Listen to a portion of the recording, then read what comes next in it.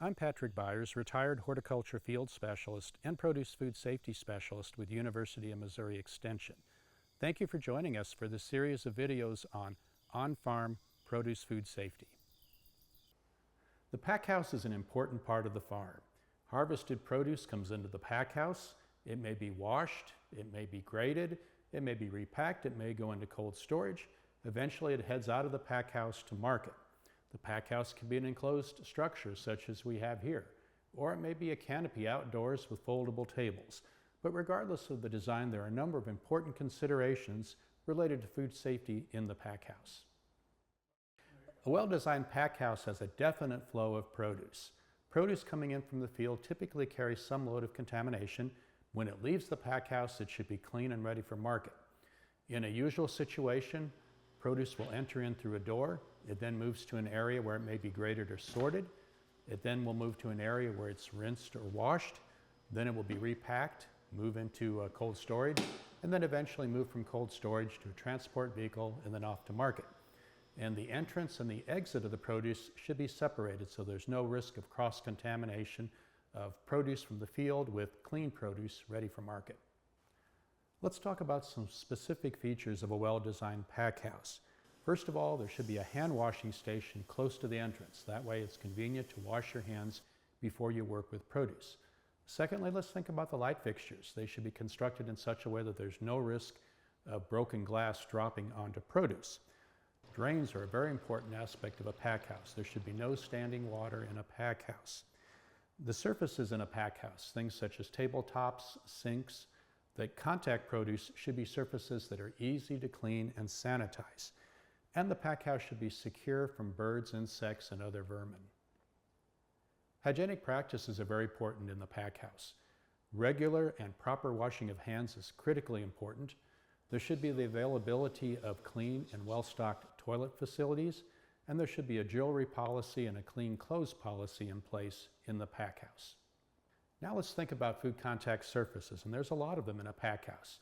Anything that contacts produce, be it a tabletop, a tool, totes coming in from the field, storage units in the cold storage, should be kept in a clean and sanitary condition. And having food contact surfaces that are made of the proper materials makes that job easy. For example, stainless steel or a rigid hard plastic are good surfaces for cleaning and sanitizing. Remember that cleaning and sanitizing is a multi-step process. Rinse the surface, apply soap or detergent, scrub it down, rinse it again, and then apply a sanitizer that is labeled for use on food contact surfaces. Produce is frequently washed or rinsed in the pack house.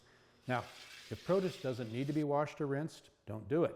Anytime you can reduce or minimize water contact with produce, you reduce risk. But if you do choose to wash or rinse produce, single pass is best. That's where water is used once and then the water drains away. If you decide to use multiple pass water, that's where the same volume of water will be used for several batches of produce. Consider using a sanitizer in that water. There is a risk associated with batch water. The first batch of produce, for example, might introduce a contaminant that can then be spread to every batch of produce that is placed in that water following. And using a sanitizer helps reduce that risk. Make sure that you mix the sanitizer with the water at the proper strength. Make sure that you monitor the strength of the sanitizer in the water. Make sure that you have a plan in place to decide when to replace that water. Cold storage units should be properly constructed. When considering wall coverings, ceiling coverings, and flooring materials, make sure that they are made out of materials that are easily cleaned and sanitized and that they're kept clean and sanitized. Make sure there's no dripping or condensation from the refrigeration units. Make sure that thermostats are working properly and the proper temperatures are being maintained in the cooler, and do everything you can to keep coolers dry. There are several records that a farmer should keep relative to the pack house. Records related to the use of sanitizers are important.